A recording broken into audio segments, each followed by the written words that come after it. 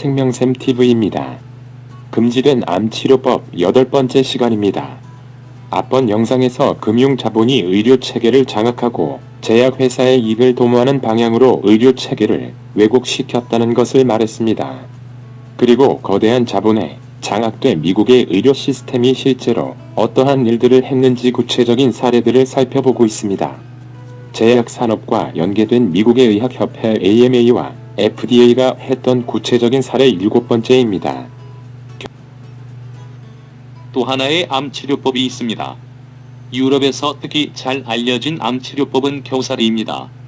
겨우살이는 옥구나 그 비슷한 나무에서 반기생하는 식물입니다. 겨우살이는 이스카도르와 같은 여러 의약품을 만드는 데 쓰입니다. 겨우살이의 암에 대한 효능은 오랫동안 알려져 왔습니다.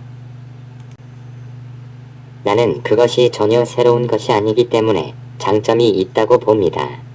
그건 일시적인 것이 아닙니다. 오랫동안 사용되었던 것입니다. 그것은 70년, 80년 이상 사용되었던 것입니다. 오스트리아 과학자이자 철학자인 루돌프 스타이너는 인류의학의 창립자입니다. 그는 거의 100년 전에 주장하기를 겨우살이를 항암제로 사용하자고 했습니다. 이 식물은 켈트족으로부터 신성한 것으로 여겨졌습니다. 켈트족은 이 식물을 숭배했고 만병통 치약으로 사용했습니다.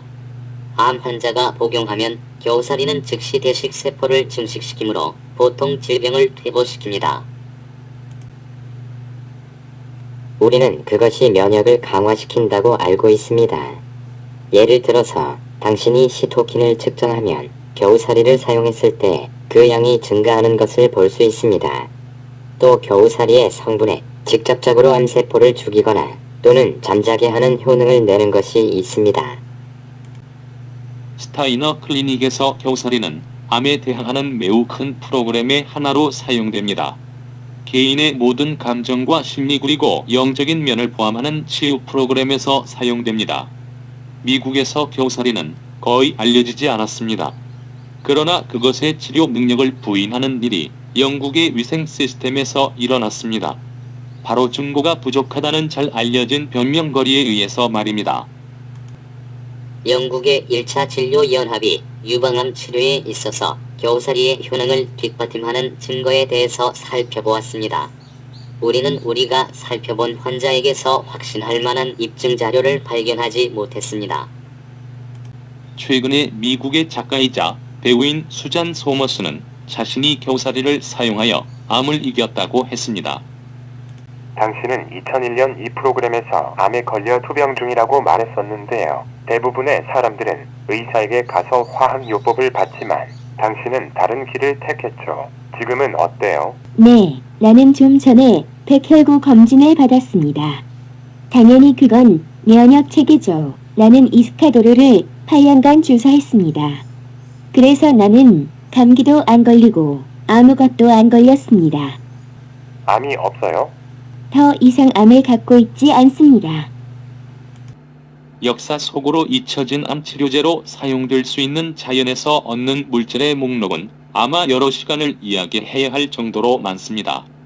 노벨상을 받은 라이너스 폴링의 비타민C 치료부터 아이비 박사의 악명 높은 크레비오젠까지 라이프 박사의 현미경을 거친 분자 치료법으로부터 콜리 박사의 독소까지 효과적인 암 치료법이 사라지는 과정은 항상 같았습니다. 수술과 화학요법과 방사선 치료 이외의 방법을 사용하는 의사들은 추방과 조롱과 핍박을 당했습니다. 그들의 치료법은 한 번도 제대로 과학적인 평가를 받지 못했습니다. 마지막으로 제약산업과 연계된 이탈리아의 의학협회가 했던 구체적인 사례입니다. 자연에 의한 암 퇴치를 제안한 마지막 인물로 이탈리아의 의사 툴리오 시몬치니가 있습니다. 그는 곰팡이 학설을 주장하였습니다. 이 사람에게 어떤 일을 행했는지 알아봅니다. 툴리오 시몬치니는 자연에 의한 암 퇴치를 제안한 마지막 인물입니다. 그는 곰팡이 학설을 주장하였습니다. 시몬치니는 이탈리아의 암 전문의였는데 그는 곰팡이 학설을 주장하므로 태풍의 한가운데 있게 되었습니다. 그는 말하기를 암의 근원은 유전적인 요인이 아니라 했습니다. 암은 칸디다 알비칸스라는 곰팡이균의 공격에 의해 발생하는 것이라 했습니다. 이러한 주장으로 인하여 공격을 받게 됩니다.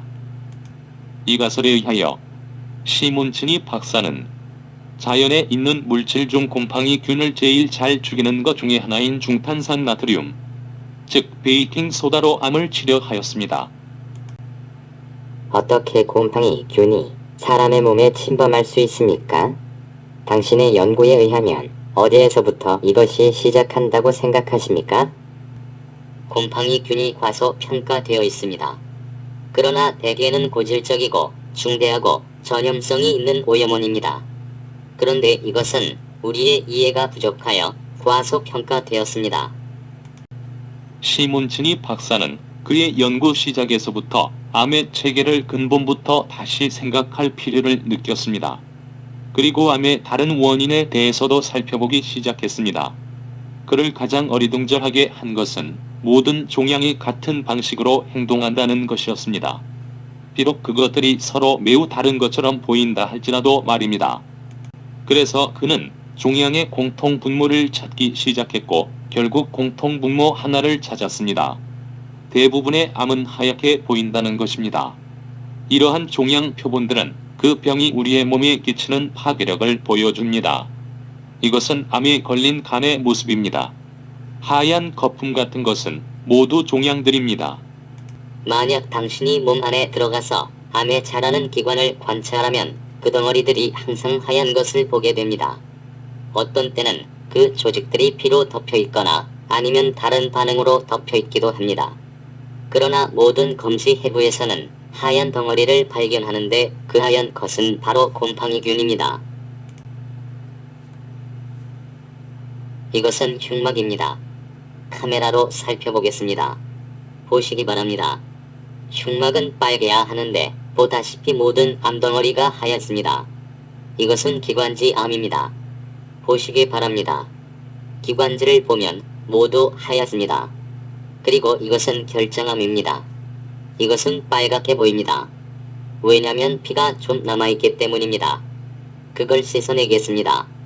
이제 보시기 바랍니다. 모두 하얗습니다. 칸디다 곰팡이처럼 하얗습니다. 칸디다 알비칸스 라틴어로 하얗게 빛난다라는 뜻입니다. 종양에 곰팡이균이 존재한다는 것은 의학계에선 새로울 것이 없다는 것을 분명히 할 필요가 있습니다. 모든 과학자들은 암의 세계에서 암 환자들이 죽었을 때에 그들이 곰팡이균의 침입을 받았다고 알고 있습니다.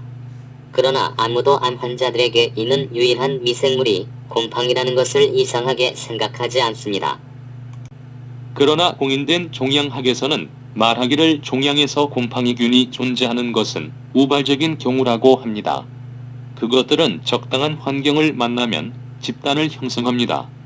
이러한 곰팡이균들은 흔히 그들의 기생할 숙주의 상태를 보면서 기다리다가 여건이 되면 완전히 장악을 합니다. 그러나 그러한 믿음은 동물의 세계를 자세히 살펴보면 모순이 있다는 것을 알게 됩니다. 기생하는 곰팡이균들의 포자는 동충하초로 불리는데 그것이 이 개미의 몸에 침투했습니다. 이 개미가 동료 개미에게 발견되자마자 그 개미는 집단으로부터 먼 곳으로 끌려가 버려집니다. 그것은 매우 극단적으로 보일 수 있습니다. 그러나 그것에는 이유가 있습니다. 얼마 후 동충하초는 개미의 머리에서부터 피어납니다.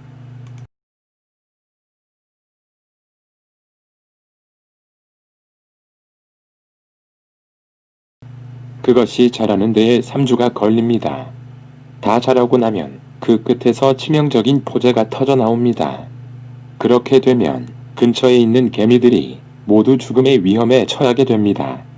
곰팡이균은 너무 치명적이어서 개미 집단 전체를 없애버릴 수 있습니다. 그리고 살인 곰팡이에게 당하는 희생자는 단지 개미뿐만이 아닙니다. 이 경우 개미의 죽음을 초래한 원인은 곰팡이균입니다.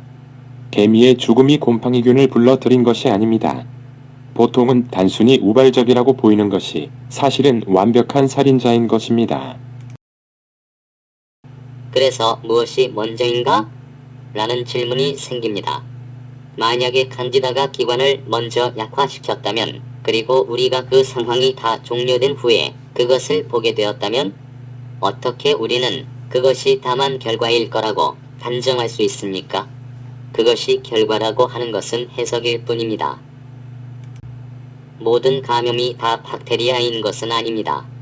곰팡이균도 있습니다. 바이러스는 더 조그맣고 곰팡이는 매우 큽니다. 그리고 곰팡이는 미생물과 동물의 중간 크기입니다. 그래서 그것들은 우리 몸에 마치 미생물처럼 들어갈 수 있습니다. 그리고 그들은 일단 안에 들어가면 서로 뭉쳐서 동물의 힘을 가지는 큰 덩어리로 자라게 됩니다. 칸디다는 매우 잘 알려진 곰팡이로 특히 여성들에게 알려져 있습니다. 어떤 경우는 여성의 생식기에 감염을 일으킵니다. 질은 몸의 바깥쪽에서 자궁으로 가는 근육으로 된 통로입니다. 그 통로의 따스함과 습기는 미생물이 번식하기에 적합합니다. 예를 들어서 질에 자연적으로 서식하는 젖산균이라 불리는 박테리아는 칸디다 알비나칸스라고 불리는 효모 곰팡이균과 공존합니다. 보통 젖산균은 산성 환경을 조성하여 자연적인 효모균의 개체수가 균형을 유지하도록 합니다. 그러나 질 속의 조건이 변화되어 젖산균이 줄어들거나 산성이 줄어들게 되면 이러한 효모 곰팡이균들이 늘어나기 시작합니다. 보통 면역체계는 곰팡이균을 통제하여 그것들이 우리 몸에서 집단을 형성하지 못하도록 합니다. 이 백혈구가 혈류에 있는 곰팡이를 찾아내어 그것을 공격하고 파괴합니다. 만약 시스템의 방어가 평상시보다 약하면 칸디다는 실질적으로 몸 안의 모든 곳에서 작은 집단을 만들 수 있습니다. 곰팡이균이 결함 조직을 투과하는 순간을 인터밋 캔디디아지스라고 합니다. 그것은 세포 종류의 면역 반응을 유발합니다. 그 결과 종양을 형성하는 결과를 가져옵니다. 나는 종양이 곰팡이균의 공격에 의한 결과물이라고 봅니다. 또한 유기체에 의해 시행된 세포의 반응으로 봅니다. 시몬치니에 따르면 종양은 제멋대로이고 통제 불가능한 세포 복제와는 거리가 있습니다. 종양이 자라는 것은 공격자를 퇴치하려는 극단적인 시도로서 유기체의 명료하고 처절한 반응인 것입니다. 같은 맥락에서 시몬치니 박사는 말하기를 암의 전이는 암세포가 먼저 있는 종양에서 떠나 다른 곳에서 새로운 것을 시작하는 것이 아닙니다.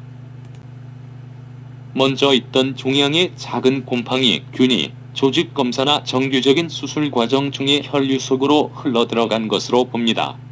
이렇게 떨어져 나간 곰팡이균은 면역력이 약해진 유기체를 숙주로 합니다. 새로운 환경에 정착하여 다른 집단을 형성합니다. 한번 이러한 전파가 시작되면 면역 체계를 최대 한도로 빨리 회복하는 것이 필요합니다. 만약 환자가 화학요법을 대신 받고 있다면 그것은 자신이 갖고 있는 자연적인 방어 체계를 파괴하게 됩니다. 화학요법은 면역 체계가 파괴되는 일을 가속화할 뿐입니다. 그 약들은 암세포뿐 아니라 건강한 세포도 죽입니다. 화학요법은 유기체가 그 방어 능력을 회복하지 못하도록 하여 조만간 증식한 곰팡이균들의 공격에 굴복하도록 만듭니다. 시몬치니 박사는 그의 이론을 실험하기 위해 중탄산 나트륨으로 암을 다루기 시작했습니다. 중탄산 나트륨은 곰팡이균의 강한 대항 물질입니다. 곰팡이균은 염에 적응하지 못합니다. 이유는 그것이 복잡한 물질이 아니기 때문입니다. 그것이 오늘날 항곰팡이균 약들이 비효과적인 이유입니다. 왜냐하면 곰팡이균들은 사흘 또는 나흘이 지나면 적응을 할 수 있는데, 다시 말하면 내성이 생길 수 있는데, 곰팡이균의 항곰팡이 약을 뿌리면 첫 번째 층은 죽일 수 있습니다.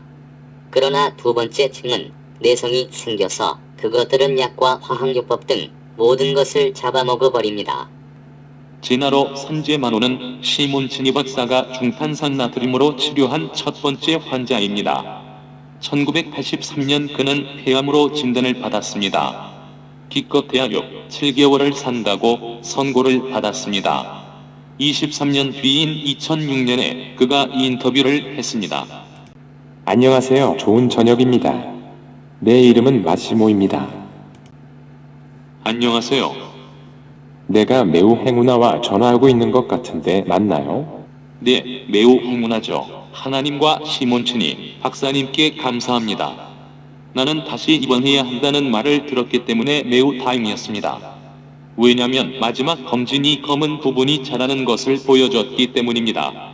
감사하게도 그는 그의 치료법을 한번 해보겠냐고 했습니다. 나는 그의 치료법을 받았습니다. 나는 당신이 낫기까지 9개월이 걸렸다고 들었습니다.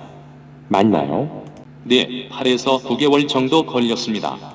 그런데 종양이 완전히 없어졌나요? 네, 하나님께 감사합니다. 검사를 하니 모두 없어졌습니다. 믿을 수 없어 보이지요? 전 정말 행운아입니다. 당신은 지금도 살아있네요. 나는 7개월 살 거라고 들었었습니다. 당신은 시몬슨이 치료법과 함께 다른 것도 병행했나요? 당신은 이 치료법이 당신을 살렸다고 믿고 있나요? 네, 그렇습니다. 나는 시몬츠니의 치료법을 했고 다른 사람의 치료법은 하지 않았습니다. 지금은 혹시 내가 감기나 다른 그 밖에 어떤 병에 걸리면 다른 의사를 만납니다. 당연히 그건 정상이죠. 그렇지만 암을 치료한 것은 그분의 치료법만 했습니다. 당신은 그것 외에 다른 것도 동시에 했습니까? 아니요, 전혀. 오케이. 몇 번의 성공적인 치료 후에 시몬츠니 박사는 그의 보고서를 이탈리아 보건당국에 제출했습니다. 그는 그의 이론에 알맞은 과학적 프로토콜 하에서 시험되기를 원했습니다. 그러나 그의 발견은 완전히 무시되었을 뿐 아니라 시몬츠니 박사는 이탈리아 의료계의 명령에 의해 의사 면허를 박탈당했습니다. 이유는 중탄산 나트륨을 사용했다는 것입니다. 당국으로부터 허가 받지 않은 물질로 처방된 진료를 했다는 것이 이유였습니다. 그러한 진료 행위는 과학적인 근거가 없고 이탈리아에서 사용되지 않는다. 이것은 매우 불행한 일이었습니다. 고대 힌두의 의학 서적에도 중탄산 나트륨을 암 치료에 사용한다고 나와 있기 때문입니다. 아닐라, 슬레스마, 메다, 종양 등 매우 낫기 어려운 병들엔 센 효능의 알칼리를 사용해야 한다라고 적혀 있습니다. 이 책은 1000년 이상 된 것입니다. 그의 치료법이 소문이 나면서 시몬츠니 박사는 이탈리아 미디어에 출연 표적이 되었습니다. 이탈리아 미디어들은 협력하여 시몬츠니 박사를 비방하였습니다. 면허 취소된 시몬츠니 박사의 중탄산 나트륨 암 치료법은 거대한 거짓말이라고 떠들어댔습니다. 이탈리아의 국영 텔레비전입니다. 오늘 우리는 어떤 사람에 대해서 얘기해 보겠습니다. 종양을 베이킹소다로 고친다고 주장하는 사람입니다. 우리를 따라와 보세요. 안녕하세요. 스트리셔 나티지어의 지미 기온입니다. 무슨 일이에요? 별것 아니에요. 중탄산염에 대해서 어떻게 된 건가요? 어떻게 베이킹소다로 종양을 치료할 수 있나요? 우리에게 이 얘기를 좀 해줄 수 있나요? 만약 베이킹소다가 종양을 고치기에 충분하다면 말이에요. 잠깐 기다려요. 왜 그런 식으로 행동하세요? 또 다른 일은 시몬츠니 박사는 부당한 죽음으로 인해 반복해서 고소를 당했습니다. 한 경우는 그의 치료법을 거친 환자들을 죽음에 이르게 했다고 주장하여 3년형을 선고받았습니다. 미디어들은 고소 사건들을 탐욕스럽게 취재하여 시몬츠니 박사의 신뢰성에 결정타를 가했습니다. 프란체스코 코드네티 박사는 과학 책임자로서 로마에 있는 레자나 엘레나 국가종양기관에 재직하고 있습니다. 이탈리아 종양학자 중 유명한 분이십니다. 의술과 혁신적인 치료에 대해서 얘기할 때에 우리는 신중해야 합니다. 이 사람 시몬슨이라는 이 작자가 말하기를 암이 곰팡이 균이고 그것은 베이킹소다로 치료될 수 있다고 합니다. 이런 명성 있는 의사에 대해서 첫 번째 반응은 무엇입니까? 좋게 얘기해서 상당히 기이한 생각이고요. 나는 미쳤다고 말하겠습니다. 상관관계에 대한 아무 증거가 없어요.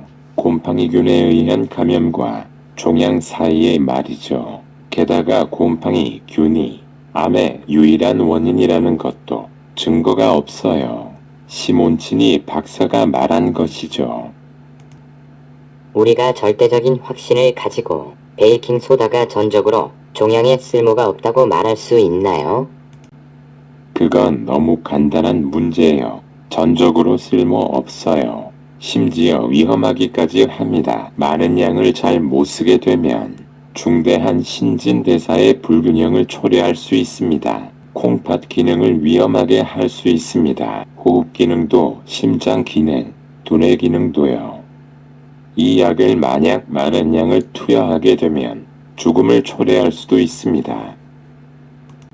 역설적인 사실은 툴리오 시몬치니는 대체의학 전문의도 아니고 의학계를 반대한 사람도 아니라는 것입니다.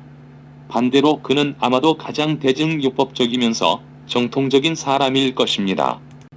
내외적으로 곰팡이균을 죽이고 또한 종양을 없애는 방법은 연쇄적이고 순서적인 항곰팡이 약을 찾아내는 것입니다.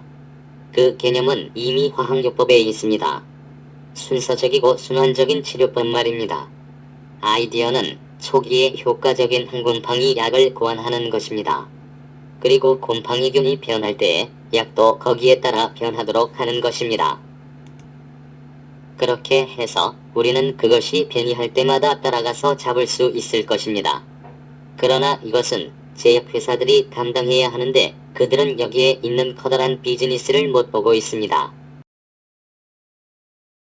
그들이 지금 보고 있는 것은 화학요법에 쓰이는 약들이 무가치해질까봐 두려워하고 있습니다.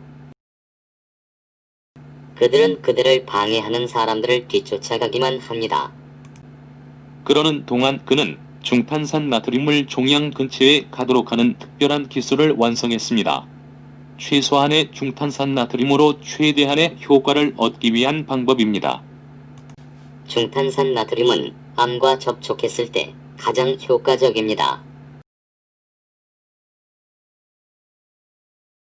그러니까 만약 당신이 전립선 암에 접근하고 싶으면 당신은 그것을 전립선에 접근하는 외부 동맥의 도뇨관 앞에 배치해야 합니다. 그러면 당신은 도뇨관에 연결된 출입구를 통해서 투여할 수 있습니다. 중탄산 나트륨을 전립선에 직접 넣어서 곰팡이를 죽이는 것입니다. 왜냐하면 기관에 직접 연결된 동맥을 이용하기 때문에 염의 농도는 매우 높은 것입니다. 대신에 흉막이나 복막에는 흉막이나 복막을 가로지르는 도뇨관을 설치해야 합니다.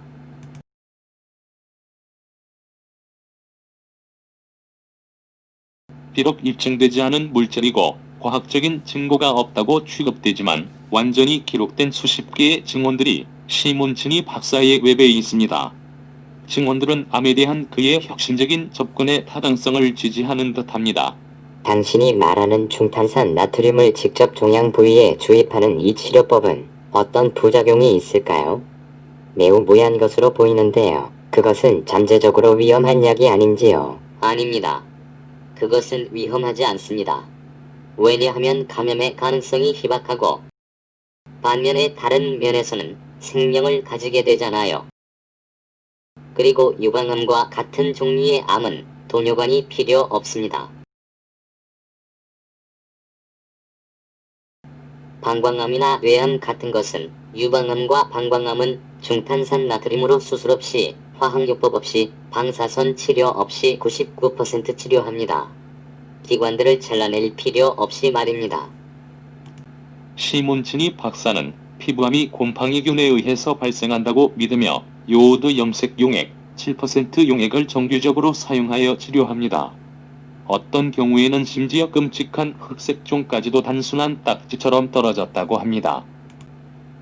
암은 없어졌나요? 완전히 없어졌어요. 난생 처음으로 나는 내 생명을 다시 찾은 것 같이 느껴요. 그러나 모든 종류의 암이 같은 효율로 처리될 수는 없습니다. 예를 들어 고람은, 즉 뼈암은 거의 혈액을 공급받지 못합니다. 그래서 적당한 양의 중탄산 나트륨을 공급하기가 매우 어렵습니다. 어떤 경우에는 다른 기술들이 사용됩니다. 마지막 증언은 암이 담의 양쪽에 다 걸친 사람의 것입니다. 내 이름은 카멜로 롬바르도입니다. 직업은요? 나는 의사입니다. 창자에 주된 종양을 제거한 후 롬바르도 박사는 간에 전이 되었음을 알았습니다. 간 수술을 하기 직전에 그는 두 폐에도 전이가 되었음을 알았습니다. 그때 나는 이것으로 끝이군이라고 말했습니다. 수술할 때의 가족들에게 말하지 않았습니다. 나는 아마 1년 반이나 2년 정도 살 것으로 생각했습니다. 집에 돌아온 후 롬바르도 박사는 시몬치니 박사의 치료법을 발견합니다. 그리고는 화학요법을 위해서 준비한 출입구를 항암제 대신 중탄산 나트륨 용액을 투입하는 용도로 사용하기로 결정했습니다. 그래서 당신은 이미 화학요법을 위한 출입구가 있었군요. 그리고 대신 중탄산 나트륨을 주입하는 용도로 사용했고요. 네, 중탄산 나트륨을 주입하기 위해서 사용했습니다. 정확히 어디에 출입구가 있었습니까? 출입구는 둘째 갈비뼈에 있었습니다. 좀 더 정확히는 그것은 경동맥을 통해 상대 정맥으로 갔습니다. 몇 번의 중탄산 나트륨에 순환 후 CT 촬영을 했을 때에 그의 양쪽 폐에 있었던 종양이 없어졌습니다. 조영제를 사용한 것과 사용하지 않은 검사에서 병적 소견이 없어졌습니다. 1차 그리고 2차 종양 둘 다 없었습니다. 당신은 당신과 같은 의사 동료들을 위한 메시지가 있습니까? 분명히 있습니다. 내가 흔히 말했듯이 가끔 진리는 바로 우리 코앞에 있습니다. 그게 너무 가까이 있어서 우리가 주목하지 못합니다. 그리고 한 가지 더 절대적인 진리는 없습니다. 진리라는 것은 당신이 소유할 수 있는 것이 아니지요. 진리는 찾는 것입니다. 진리는 오직 발견될 뿐입니다. 당신의 시야의 한계를 넓힘으로써 당신의 생각하는 방법을 넓힘으로써 말입니다.